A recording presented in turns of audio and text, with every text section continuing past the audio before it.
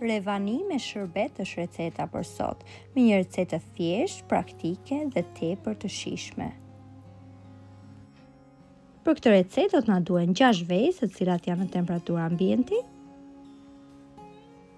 6 lugë sheqer. Do t'i rrahej mirë me mikser vezët bashkë me sheqerin derisa sheqeri të shkryhet plotësisht dhe masa të dyfishohet.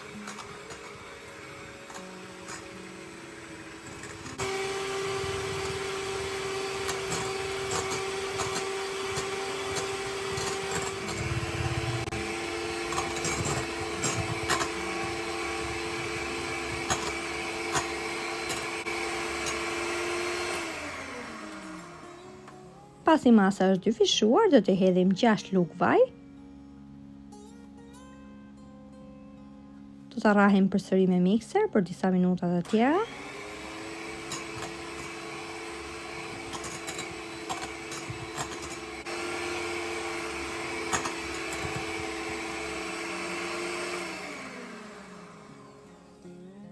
Për këtë recetë do na duhen 6 lugë të plota me miell,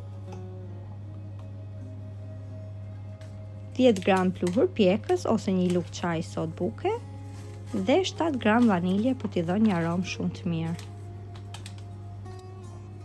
Tashmë nuk do ta përdorim në rrahësin elektrik, pasi nuk duam që t'i bjerë volumi, por do ta përzijem në mënyrë të ngadalë, duke i hedhur miell her pas here, në mënyrë të tillë që mielli të mos ngelet me kokriza.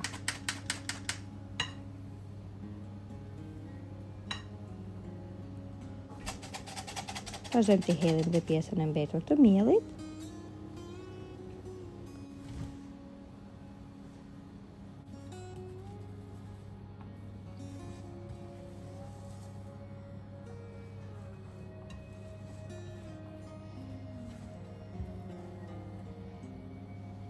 Të gjithë masën do ta hedhim në tavë, tek tava poshtë unë kam shtruar letër pjekje.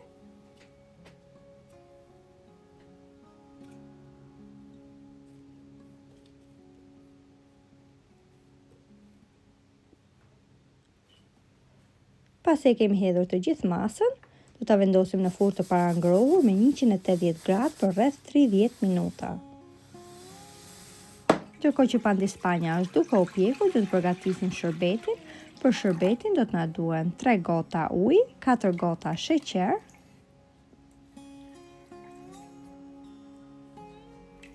gotat që shikoni në video janë 200 gramshe. Do t'i hedhim pak lëng limoni në mënyrë të tillë që shërbeti mos na ngrijë dhe do ta vendosim të ziejë në temperaturë mesatare për rreth 15 minuta.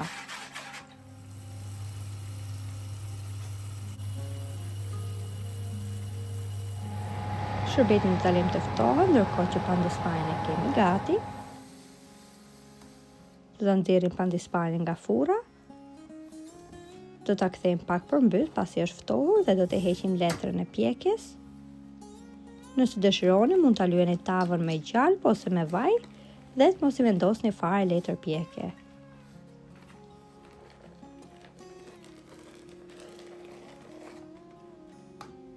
Do ta presim.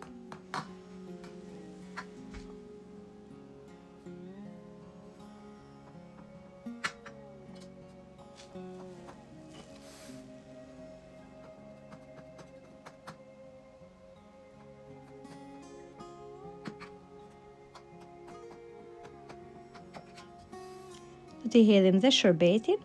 Shërbeti është i vakët, ndërkohë që pandispanja është e ftohtë.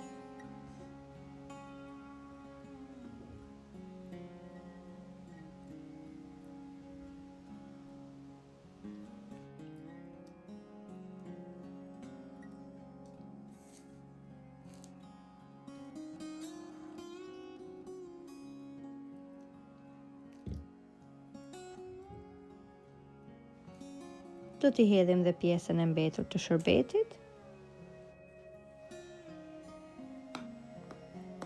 E mira është që përpara konsumimit revania të qëndrojë për disa orë në frigorifer dhe më pas e kemi gati për ta konsumuar.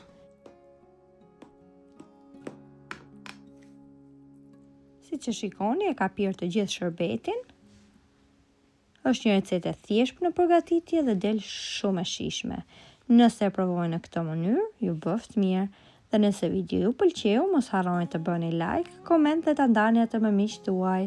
Shumë faleminderit që më ndiqni.